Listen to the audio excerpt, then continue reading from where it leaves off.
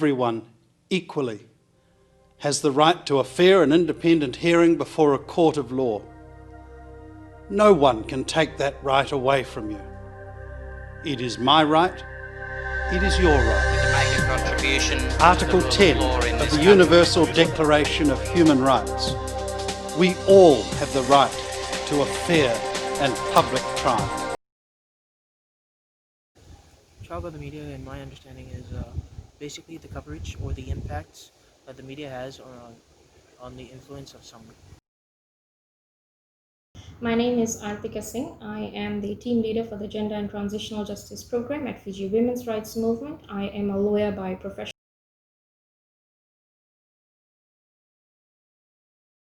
Because I'm not from media, so I necessarily cannot explain why would they do it, but it was kind of interesting in the sense that every other person who was charged for breach of curfew, no matter what they were doing, it did not get captured except for this very young woman. So the facts of the case were that Eileen was 18 years old at the time of the offense. She was at the Iniasi SeaWorld. She was on a date. So that date element of her being there was what was picked up and sensationalized by the media. So in my opinion, it was basically moral policing a young woman who was out. Yes, she was in breach of the curfew, but so were other people.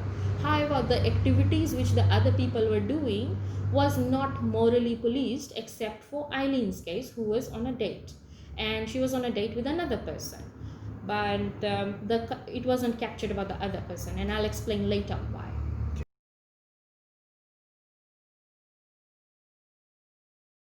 In terms of how media could improve is, media needs to follow their standard code of practice. They need to follow and understand that there are certain things they should be putting out and there are certain things which they shouldn't be putting out. Things which they are putting out should not include personal details, because if we are looking at Eileen's case, she's a young woman, she's in university, at some point in time she'll be seeking employment.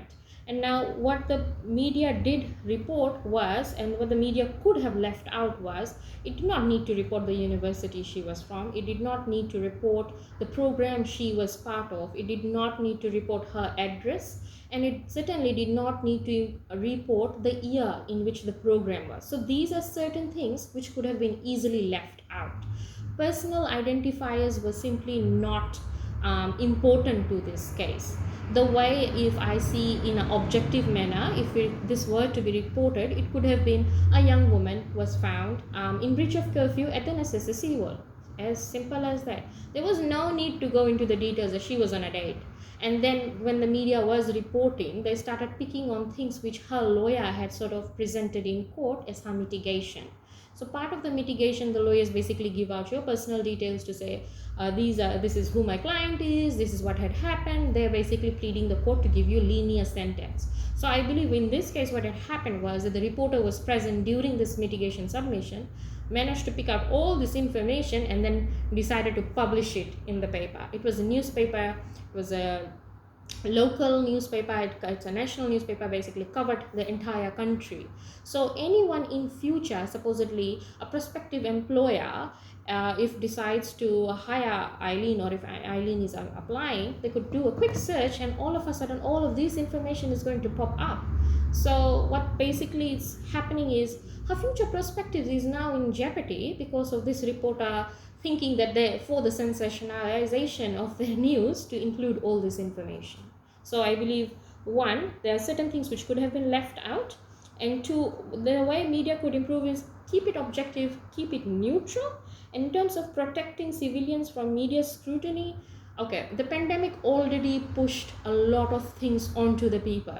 People are having mental health situations, people are having to worry about their livelihoods. The last thing they want to be worried about is the remainder of the future in terms of seeking potential employment. So media needs to be considerate about these things. Media needs to consider how they are reporting and how this is going to affect the person in future. Like, do not add more.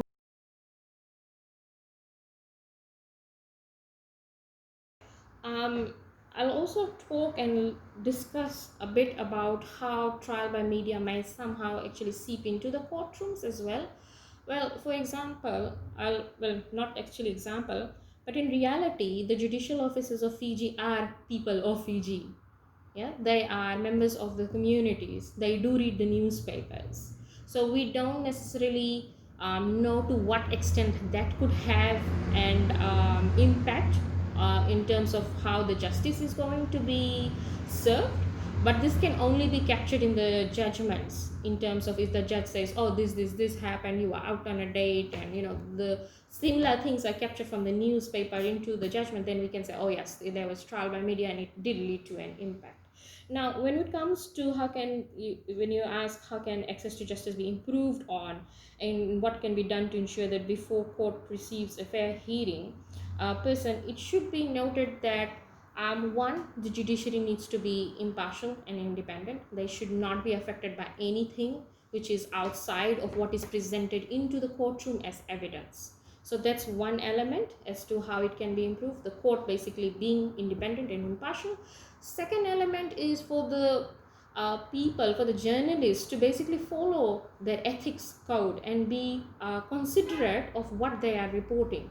Because couple of years back, I'm not too sure if you know this or not, Fiji-san, it was again Fiji-san who had reported about this young girl who was raped and murdered in Pacific Harbor. This was labeled as the first of serial rape cases in Fiji.